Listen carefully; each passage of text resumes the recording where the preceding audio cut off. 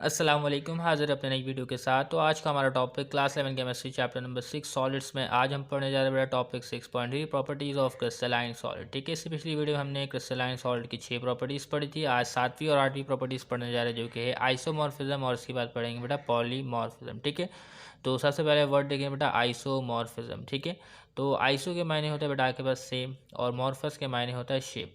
ठीक है, तो आपके पास क्या होगा बेटा, दो डिफरेंट क्रिस्टलाइन सॉलिड होंगे। ठीक है, लेकिन वो क्या है बेटा, एक ही क्रिस्टल सिस्टम में एग्जिस्ट करेंगे। तो ऐसे आप सॉलिड को कहेंगे बेटा आइसोमॉर्फस। ठीक है, तो जैसे कि बेटा इधर देखें NaCl और MgO। ठीक है, तो NaCl क्या बेटा एक डिफरेंट क्रिस्टलाइन सॉलिड है, और MgO जो है ये भी एक डिफरेंट क्रिस्टलाइन सॉलिड है। ठीक है, लेकिन ये क्या है बेटा एक ही क्रिस्टल सिस्टम में पाया जाता है जो कि क्यूबिक क्रिस्टल सिस्टम है। ठीक है, देखिए बेटा the phenomena in which different solid substances exist in the same crystalline structure. ठीक है, बात समझ में आ गई। जैसे NaCl और MgO दोनों क्या है बेटा डिफरेंट है, दोनों मुख्तलिफ सॉलिड्स हैं। ठीक है, लेकिन क्या है बेटा एक ही जैसे यूनिट सेल में पाए जाते हैं। ठीक है, तो NaCl का जो क्रिस्टल सिस्टम है वो भी क्यूबिक है, और मैग्नीशियम ऑक्साइड का जो क्रिस्टल सिस्टम है वो भी क्या है बेटा आपके पास क्यूबिक है। ठीक है, तो ऐसे कंपाउंड को आप क्या कहेंगे बेटा आइसोमॉर्फस कहेंगे। ठीक है, the phenomena in which different solid substance exist in the same crystalline structure is called isomorphism. ठीक है, आइसो के मायने होता है सेम, मॉर्फस के मायने shape, and the substance which exhibit this behaviour are referred as isomorphous. ठीक है, तो जो भी सब्सटेंस ऐसी प्रॉपर्टी रखे हैं उनको हम कहेंगे बेटा आइसोमॉर्फस। तो अगर आपसे सवाल किया जाता है बेटा NaCl और MgO आपस में क्या है, ठीक है, तो वो क्या होंगे बेटा आइसोमॉर्फस। ठीक है, तो अब इसकी फिजिकल प्रॉपर्टी और केमिकल प्रॉपर्टी को देखते हैं कि वो कैसी होती है। The constituent atom of isomorphous substance are in the same atomic ratio. ठीक है, तो देखिए बेटा इसमें एटॉमिक रेशो क्या है बेटा सेम है।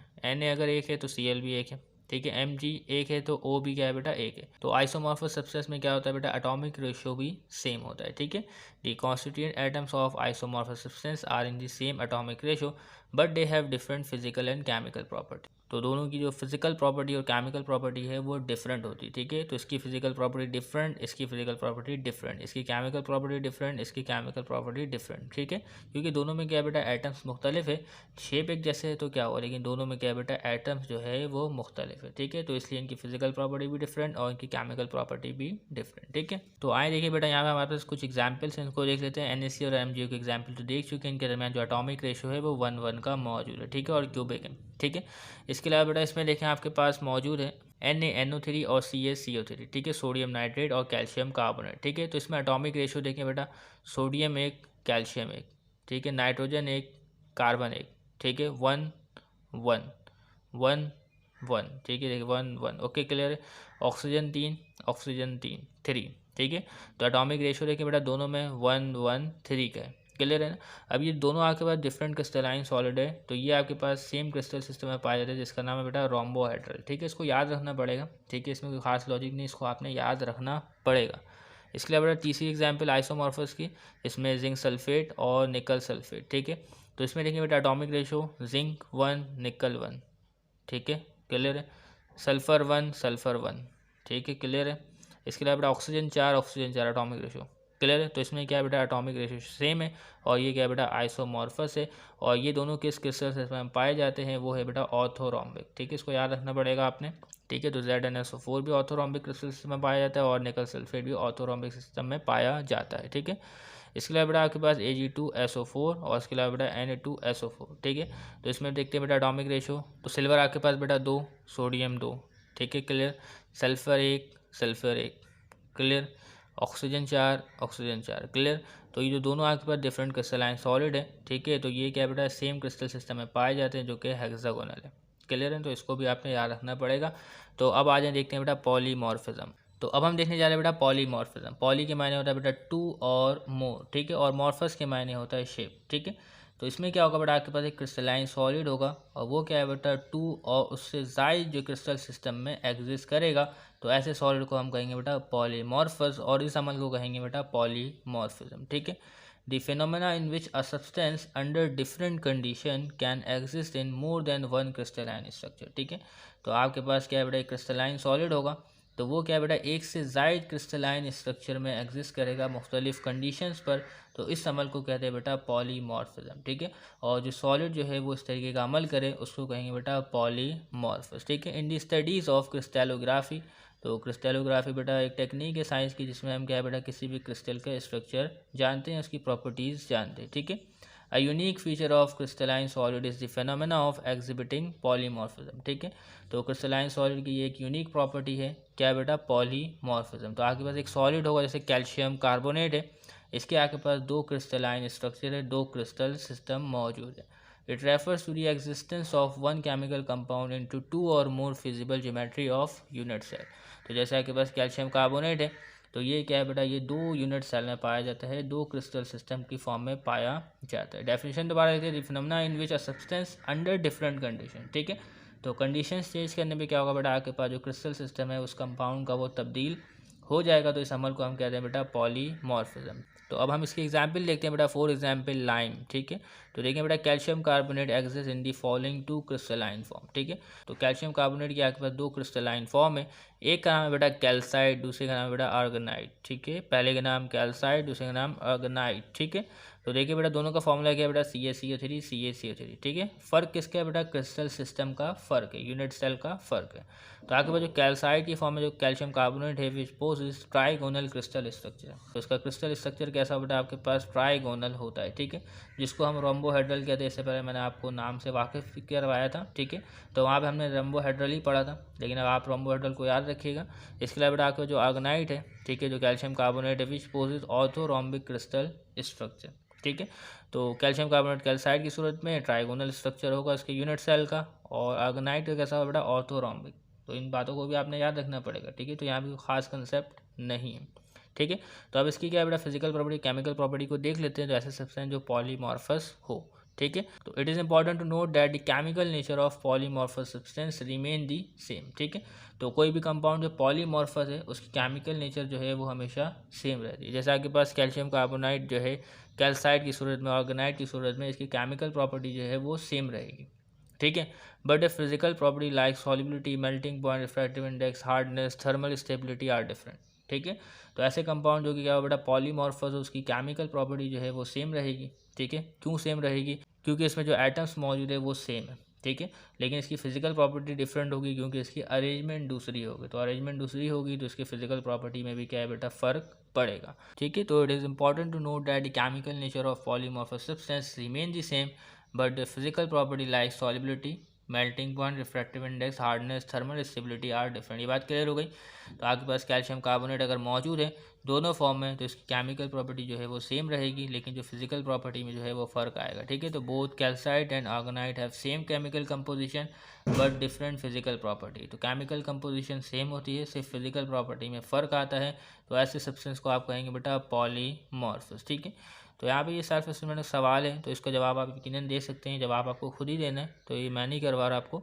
तो पहला बेटा crystalline substance are anisotropic in behaviour, what does this statement mean, इसको हम पिछली वीडियो में पढ़ चुके हैं। इसके अलावा बेटा NaCl NMgO आर आइसोमेरिक, ठीक है। तो यहाँ आइसोमेरिक नहीं होगा बेटा, आइसोमॉर्फस होगा, मेरा ख्याल है, ठीक है, अगर मैं गलत ना हो तो, ठीक है। तो यहाँ क्या होगा बेटा आइसोमॉर्फस। तो NaCl और NMgO क्या है बेटा आइसोमॉर्फस है, ठीक है। But how can you explain it, इसको हम पढ़ चुके हैं तो आपको एक्सप्लेन करना आना चाहिए, ठीक है। तो अब नेक्स्ट टॉपिक में हम बढ़ते हैं। तो अब हम देखने जा रहे हैं बेटा allotropic modification and transition temperature, ठीक है। तो सबसे पहले हम समझेंगे बेटा एलोट्रॉपी क्या होती है, ठीक है। और एलोट्रॉपी जो है वो सिर्फ और सिर्फ प्योर एलिमेंट तक महदूद होती है, ठीक है। तो कोई भी एलिमेंट हो उसमें कोई भी मिलावट नहीं होनी चाहिए, ठीक है। तो सबसे पहले देखिए बेटा आपके पास ये क्या है बेटा डायमंड है, ठीक है, और क्या है बेटा ग्रेफाइट है, ठीक है। तो डायमंड किससे बना होता है, डायमंड भी जो है वो कार्बन से बना होता है, और ग्रेफाइट जो है वो भी कार्बन से बना हुआ होता है, ठीक है। लेकिन इसमें क्या है बेटा कार्बन की अरेंजमेंट तीसरी होती है और इसमें जो कार्बन की अरेंजमेंट है वो दूसरी होती है, ठीक है। दोनों ही क्या है बेटा आपके पास क्रिस्टलाइन सॉलिड है, ठीक है। तो इसका यूनिट सेल जो है वो क्यूबिक होता है और ग्रेफाइट का जो है यूनिट सेल वो हेक्सागोनल होता है, ठीक है। जबकि डायमंड भी कार्बन से बना हुआ है और ग्रेफाइट भी कार्बन से बना हुआ है, इसका यूनिट सेल क्यूबिक और ग्रेफाइट का यूनिट सेल हेक्सागोनल, ठीक है। तो अब हम एलोट्रॉपी की डेफिनेशन देखते हैं और आपको बात समझ में आ जाएगी। दी एग्जिस्टेंस ऑफ सेम एलिमेंट, ठीक है। तो डायमंड ने भी सेम एलिमेंट कार्बन, ग्रेफाइट ने भी same element carbon. The existence of same element in two और मोर डिफरेंट क्रिस्टल स्ट्रक्चर, ठीक है। तो डायमंड किस क्रिस्टल सिस्टम में पाया जाता है बेटा क्यूबिक क्रिस्टल में, ग्रेफाइट जो है वो हेक्सागोनल क्रिस्टल में पाया जाता है, ठीक है। The existence of the same element in two और more different crystal structure having the same chemical nature but different physical property, ठीक है।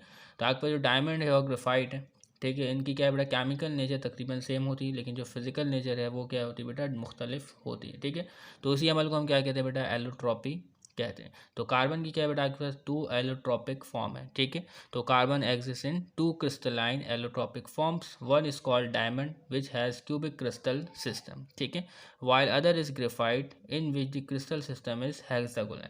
ये बात समझ में आ गई। तो कार्बन की क्या है बेटा आपके पास 2 एलोट्रॉपिक फॉर्म है। इसके अलावा बेटा सल्फर, ठीक है, कार्बन आपने देख लिया बेटा सल्फर, अब सल्फर को देख लेते हैं। ठीक है, तो सल्फर की क्या है बेटा 2 से ज़्यादा एलोट्रॉपिक फॉर्म है। ठीक है, लेकिन किताब में आपके सिर्फ 2 important crystalline allotropic form of sulphur को डिस्कस किया गया है। ठीक है, the 2 important crystalline allotropic form of sulphur are, number 1 is rhombic sulphur जिसको अल्फा सल्फर कहते हैं, नंबर 2 इज मोनोक्लिनिक सल्फर जिसको बीटा सल्फर भी कहते हैं। ठीक है, तो सबसे पहले हम देखने जा रहे हैं बेटा रोम्बिक सल्फर। तो रोम्बिक सल्फर इज येलो। ठीक है, तो रोम्बिक सल्फर जो आपके पास होता है इसका कलर कैसा होता है बेटा येलो कलर होता है। ठीक है, और इसके अलावा बेटा जो इसका यूनिट सेल है वो कैसा होता है बेटा ऑक्टाहेड्रल होता है। ये बात तो क्लियर है ना। तो ऑक्टाहेड्रल मींस ऑर्थोरोम्बिक। ठीक है, तो ऑर्थोरोम्बिक को हम ऑक्टाहेड्रल भी लिखते हैं जैसा कि आपकी किताब में भी लिखा हुआ है। इसके अलावा बेटा it is stable at ordinary temperature. तो एक आम टेम्परेचर रोम्बिक सल्फर जो है वो स्टेबल रहती है। ठीक है, उसमें कोई तब्दीली नहीं आती। ठीक है, लेकिन रोम्बिक सल्फर में क्या है बेटा तब्दीली आ सकती है, इसका क्रिस्टल सिस्टम चेंज हो सकता है टेम्परेचर को चेंज करने की वजह से। ठीक है, तो देखिए but when we heat it gently about 95.5 degree centigrade, तो अगर आप रोम्बिक सल्फर को हीट करते हैं उसका टेम्परेचर रेस करते हैं 95.5 डिग्री सेंटीग्रेड से ज़्यादा, तो ये क्या बेटा तब्दील हो जाएगा मोनोक्लिनिक सल्फर में। ठीक है, तो जैसे कि बताया बेटा जो 2 अहम crystalline allotropic form of sulphur है वो है बेटा रोम्बिक सल्फर और दूसरा है मोनोक्लिनिक। तो रोम्बिक सल्फर जो है वो तब्दील हो सकती है किसमें बेटा मोनोक्लिनिक सल्फर में, अगर आप उसका टेम्परेचर रेस करते हैं 95.5 डिग्री सेंटीग्रेड से ज़्यादा। ये बात तो क्लियर हो गई। ठीक है, तो ट्रांजिशन टेम्परेचर क्या होता है ये भी देख लें। तो जब क्या है बेटा हम रोम्बिक सल्फर को मोनोक्लिनिक में कन्वर्ट करते हैं तो रोम्बिक सल्फर का क्या बेटा टेम्परेचर रेज होगा। ठीक है, और एक वक्त आएगा कि बेटा रोम्बिक सल्फर का जो टेम्परेचर है वो हो जाएगा 95.5 डिग्री सेंटीग्रेड। ठीक है, तो 95.5 डिग्री सेंटीग्रेड में क्या है बेटा इक्विलिब्रियम होता है, उसमें क्या है बेटा मोनोक्लिनिक सल्फर भी एग्जिस्ट करता है और रोम्बिक सल्फर भी एग्जिस्ट करता है। ठीक है,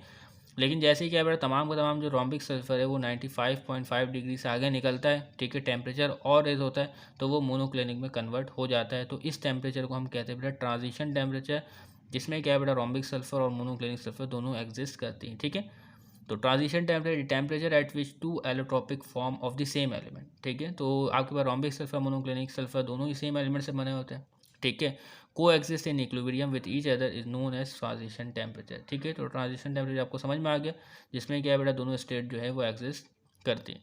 the transition temperature of rhombic and monoclinic sulphur is 95.5 degree centigrade. तो एमसीक्यू के हवाले से काफ़ी इंपॉर्टेंट है, ये आपको पता होना चाहिए। ठीक है, तो ये देख लें बेटा रिवर्सेबल है, तो टेम्परेचर कम करने में क्या है बेटा मोनोक्लिनिक जो है वो रोम्बिक सल्फर में तब्दील हो जाएगा। ठीक है, और मोनोक्लिनिक का जो यूनिट सेल होता है वो इस तरीके का होता है, आप इस इमेज में देख सकते हैं। ठीक है, तो this mean that just above and below of this specific temperature only one allotropic form can exist. तो टेम्परेचर कम करने से और बढ़ाने से तो क्या है बेटा इसके यूनिट सेल में तब्दीली आ जाती है। ठीक है, तो ये है बेटा हमारे पास रोम्बिक सल्फर। ठीक है, तो अगर आप क्या है बेटा इसको हीट करते हैं टेम्परेचर रेस करते हैं 95.5 डिग्री से ज़्यादा, तो ये क्या है बेटा मोनोक्लिनिक में तब्दील हो जाएगा। ठीक है, लेकिन अभी हमें इसकी यूनिट सेल को नहीं देखना, बस आपने इतनी बात जाननी है, इससे ज़्यादा नहीं। ठीक है, तो उम्मीद करते तमाम बातें आपको क्लियर हो गई होंगी। तो आने वाली वीडियो में हम डिस्कस करेंगे बेटा topic 6.4 types of crystalline solid. ठीक है, तब तक के लिए इजाज़त दीजिएगा, चैनल को सब्सक्राइब कीजिएगा। अल्लाह हाफिज़।